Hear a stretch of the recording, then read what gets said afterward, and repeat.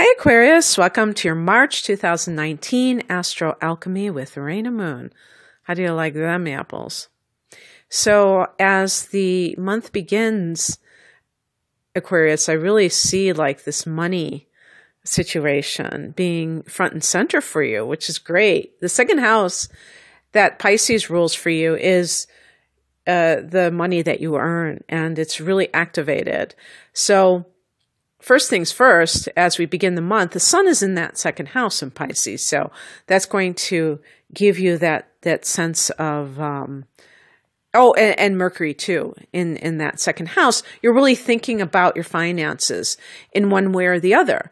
The sun can have you being very positive about them and, feeling that expansive quality where you just are very generous with your money. Maybe you're just thinking that, hey, it's going to be great. We're going to be able to have the money that we need. But your Mercury is crunching the numbers and seeing if it all adds up. And on the 1st, Venus goes into your sign. So that's great too, because Venus can bring money wherever she travels. And eventually she's going to go into that second house that she rules as well. But in the first house, she can help you to put your best foot forward. And so if you're looking for a job, for instance, you might score the job because they are impressed with your image. And I'm not just saying how you like literally look, but how you come across. Okay. You might come across very graciously and you make a good impression, and that's everything. And same with your love life. If you're looking for love, you might have that aura that somebody is very attracted to. On the 5th, Mercury goes retrograde in that second house. And so you're rethinking something with your finances. Maybe you have crunched the numbers, and maybe you're like, if you have a special purchase that you want to make, you're like, okay, I think I might have to, maybe we can cut out this cable.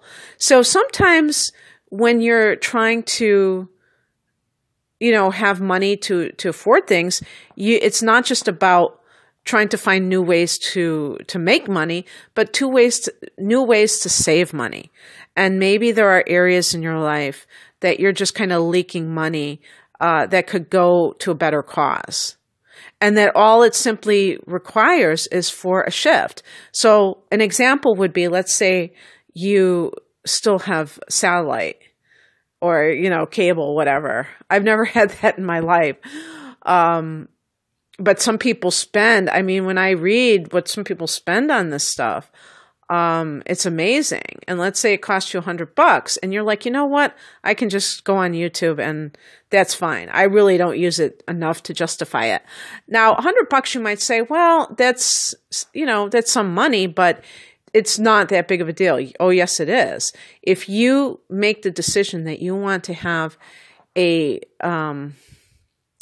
certain item, and maybe it's going to take 2 years to afford it, but you just take that money that you already lay out every month and funnel it into a savings account. Maybe you can get a direct deposit. I don't know how it works with savings accounts. I haven't had one since I was a little kid in the 70s, so that's a whole different can of worms. But the point being to divert your funds, in a different direction and just let it go about your business. And before you know it, you might have enough money to afford a certain big ticket item. And you will also improve your life because you'll free up your time.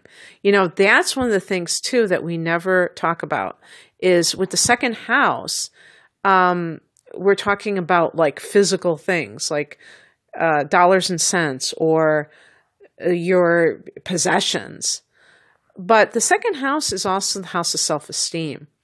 And your self-esteem can be increased if you are doing things that matter to you, that make you feel like you are utilizing your talents, that you're being very what we would call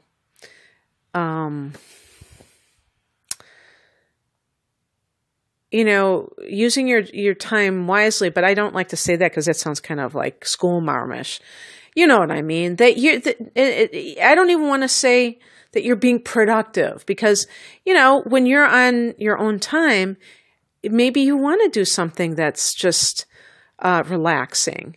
And so that's why you zone out in front of the TV. That's why you do pay $100 a month or $200 a month for cable. But the thing is that maybe the best thing you could do to relax would be to work out in a gym. Maybe that would actually reduce your stress more than watching television, or to go to yoga class. And maybe that would take money as well, but it would be better spent in that area. Who knows? The point is that money can be spent in different ways and to enhance your life rather than maybe detract from what you want to do. So you're thinking about these things right now. On the 6th, this is an important day because we have two things happening. Uranus, which is your ruler, is going into Taurus. And this is the 4th house of home and family for you, Aquarius. And I have said this before, and I think that I'm not going out on a limb, that just talking about the sign of Aquarius alone, family may be a bit of a sore topic or a complicated issue for you compared to another sign, unless maybe you have like the moon in Capricorn or Cancer, or, some Capricorn, Venus, Mars thingies happening there, because Aquarius is an individualist, and sometimes the family tries to get you to conform to their own values. I have said this before as well. The psychologist John Bradshaw used to say that family is a cult. Oh, I love that one. That one got me through a lot of confusion in my 20s, I'll tell you. I think he has passed away, and I think he was a Cancer of all things. And, if there's any sign that needs that kind of reinforcement about family, it would be a sign like Cancer or Capricorn. So if you do have those inner planets in Capricorn, for instance, Aquarius, you may be torn by family obligations. But in the next I would say 7 years. I'd have to check to make sure. You're going to have a lot of curveballs thrown at you in terms of the 4th house, which is the house of your roots, your mother. Some people say the father. I think that's ridiculous, but things like that. So here's how it could play out. It could be that for the next almost decade, you're rootless. Maybe you're a digital nomad because Uranus is technology as well. So either you work from the home base, that 4th house, that could be true. And that isn't you being a nomad per se, but maybe you're either working from home on the computer or you're traveling around. And so you don't have a particular place to, you're not stable in terms of that, but you're enjoying the heck out of it. That could be totally what's happening with you. Or it could be, I don't have to say and this could be that you are finding that you buy a house and then you have to sell it very rapidly and it could have to do with your career matters, and you have to kind of like relocate a lot. And so that could certainly play into it as well. Something with home and family is less of a stable base. And that's okay, because you're the kind of sign that actually can roll with the punches. Although I'm sure that there are plenty of Aquarians who are very set in their ways because you're a fixed sign. So I have to kind of put a little bit of a disclaimer on that statement. There could be some crazy plot twists when it comes to your domestic life. So an example would be you're 55 years old and all of a sudden you're taking care of your siblings' children. And you never had any desire to have children or to raise children, and all of a sudden you're doing it. By the way, if you hear any kind of like sound in the background, we're digging out of a big snow, and I've been trying to do my readings, and it's been very challenging because every time I press play, it seems like there's some noise. And this time it's with, shoveling. So that is like, a very interesting trend for you. But I think that in general, you prefer kind of unconventional domestic setups. And so maybe you're able to kind of make that happen. Who knows? Maybe it's like joining a commune or something. And I'm not joking. I mean, a communal living situation where you are with a large group of people. Remember that Aquarius rules the 11th house, and thereby Uranus, the 11th house of groups, friendships. And so if you have fantasized, Aquarius, about living in an eco-village where all of your crunchy granola, star seeds are all together, just, communing with nature and living in that type of like, less insular and more, interconnected environment, that could happen for you. You could realize your dream in the next 7 years. Maybe I've given you some ideas there. Also, on the same day, there's a new moon in Pisces. Again, that second house. So new beginnings with money making, although it is when Mercury's retrograde. But who knows? Maybe this is some idea that you already came up with in the past and you just kind of discarded and you kind of said, maybe I should do that. So it's coming back into your consciousness perhaps. And perhaps planting the seeds for that to take root. They say that we're not supposed to start new things during Mercury retrogrades because they're not, things could change too rapidly. But you know what? You do you, boo. Whatever works for you. You might say, hey, that's just the matrix way of thinking and I'm out of the matrix. So whatever. On the 20th, the sun goes into Aries. This is the astrological new year. This is one of those pivotal times of the year because it's a cardinal sign, the sun going into a cardinal sign. So these are the solstices in summer and winter and the equinoxes, fall and spring. And what's interesting about this particular one is that there's a full moon at that time and 0 degrees of Libra. So for you, the polarity, the axis is 3rd and 9th houses. So, how do you integrate information that is disseminated, that is absorbed? Are you going to be more folksy and informal? Are you going to be more pedantic and very serious about it? So the 3rd house is actually concrete knowledge. The 9th is abstract knowledge from a book that I read.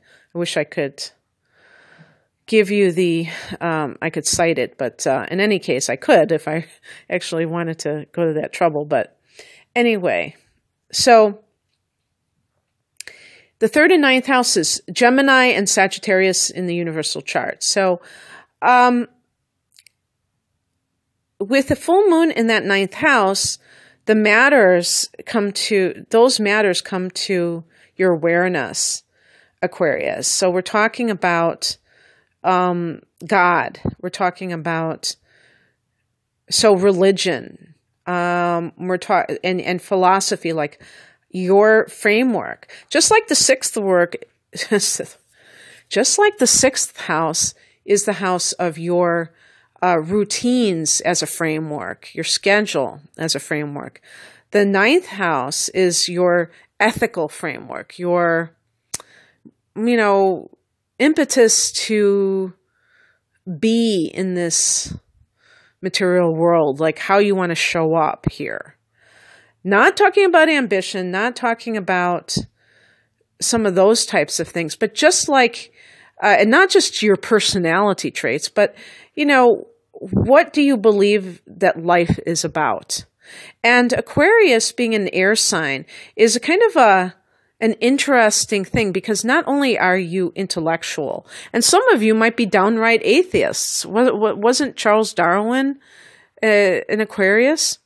But by the same token, you tend to be very intuitive, and you tend to be interested in things like astrology. So there is that kind of perverse, not talking about being a pervert, but being, a contrarian side to Aquarius, where you tend to rebel against whatever is the norm, no matter what. And that can indicate, if everybody else is being scientific, you have to be the one that gets so into astrology that you really prove that it's a science. By demonstrating with your superior intellect how it all connects. You can make a good case for it, for those people who tend to mock it. So even if you are a scientist or in that community in some way, you might be the outlier in that that there's more to the story. I wish I could quote Einstein right now about how, science has how it really expanded his awe of God, of Creator. That it actually made him more in awe, and even more aware of the mysteries of life, because some scientists are just trying to they want to just solve the riddle of, how did everything begin? And once they think they've solved one problem, they have a new question. And that's okay. You have to be comfortable with questions and not have to be a know-it-all. And I think that then you can kind of be very,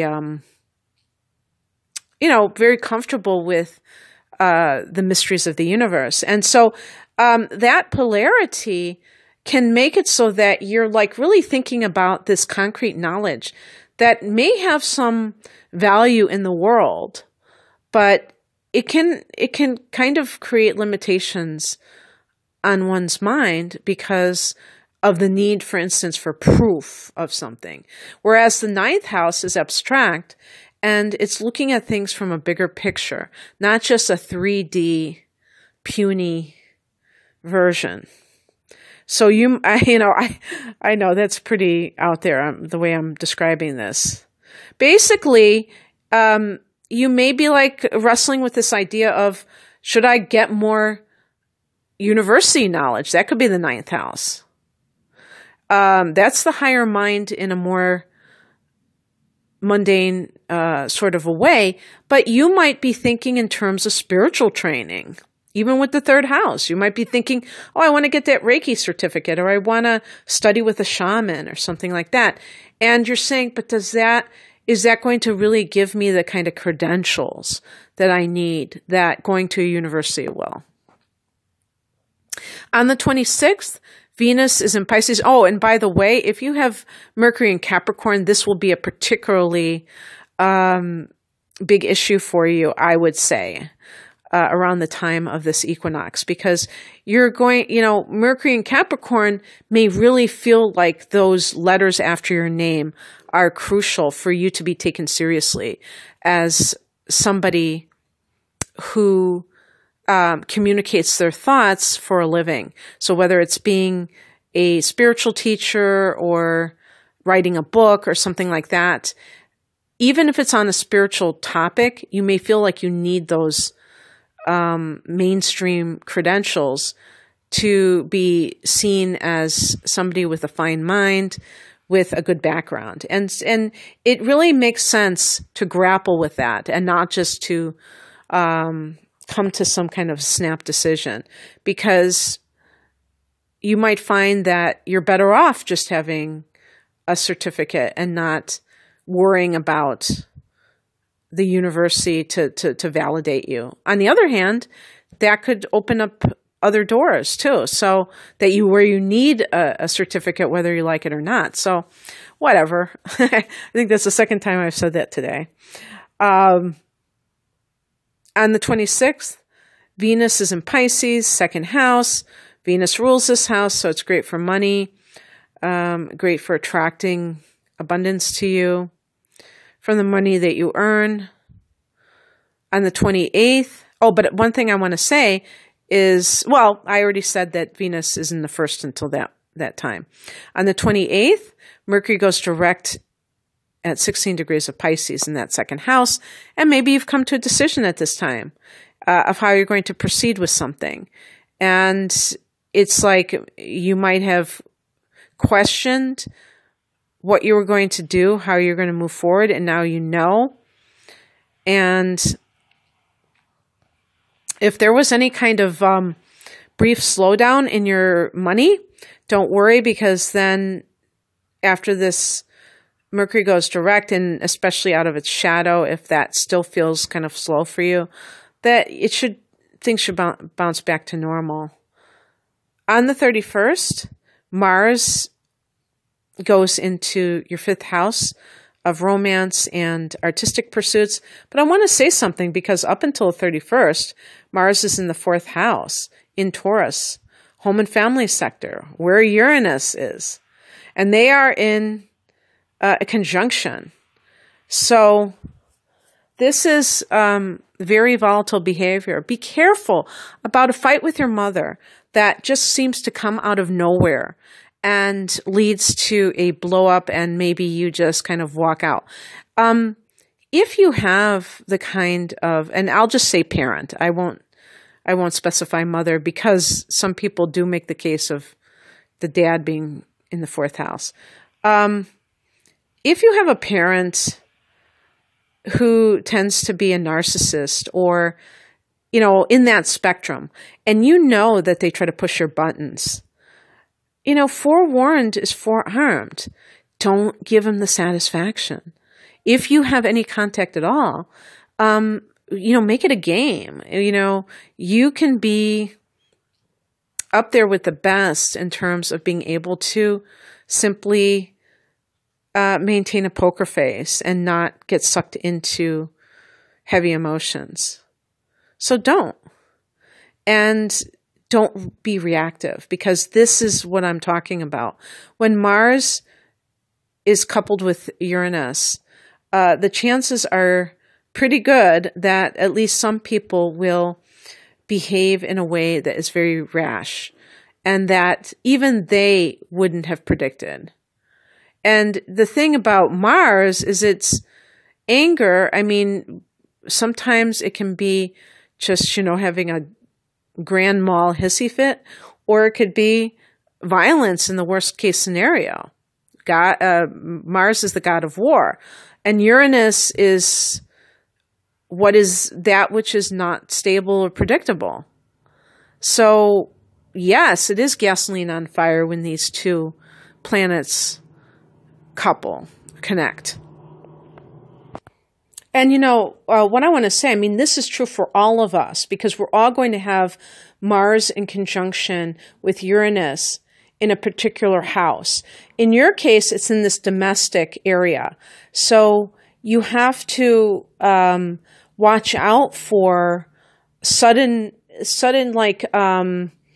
it could even be like you get triggered to feel a sense of anger, impatience, and you cut things off. Like Aquarius, that is that sense of being unpredictable. There's another word, I can't think of it, but like unpredictable, that you might just cut off relations with somebody out of nowhere, and then they're left going, what happened to this person? Especially if somebody has the moon in Aquarius. I don't know if the sun in Aquarius would be as big a deal with that type of behavior, but abrupt, and so the thing is to anticipate this so that you're not that you're not like kind of triggered into like cutting ties with somebody that you may later regret. Or it could be a clean break. If you've had this kind of back and forth that has to do with some domestic issue, you might be saying, thank God, I finally am able to break free from this. So in other words, it might not be all bad. Let's put it that way. I like to see the glass half full. And so let's see. I'm trying to see what else. Okay, so then on the 31st, Mars goes into Gemini, which is nice. I think you're going to like that change of pace because it's going to be in the 5th house of pleasure, of love, of artistic pursuits. And this could be simply that, or it could even be like sports, so competitive sports. Maybe you are training for something. Martial arts could be 5th house, perhaps. And the thing is that you're pursuing pleasure with a zeal. You're pursuing maybe somebody specifically, or you have I was going to say lust in your heart, but I mean, you're hot and bothered by them. You are just seeing them. Maybe you're seeing them from afar, but you really are attracted to them. And that is going to carry into April. So that's to be continued. Maybe some kind of creative project that you're just all in on. So yeah, it's going to be a very jam-packed month, and Uranus, your ruler, changing signs certainly is noteworthy. So it might be a month to remember, Aquarius. So I hope that you enjoyed this. If you'd like a personal reading, the link is below. Take care. Bye.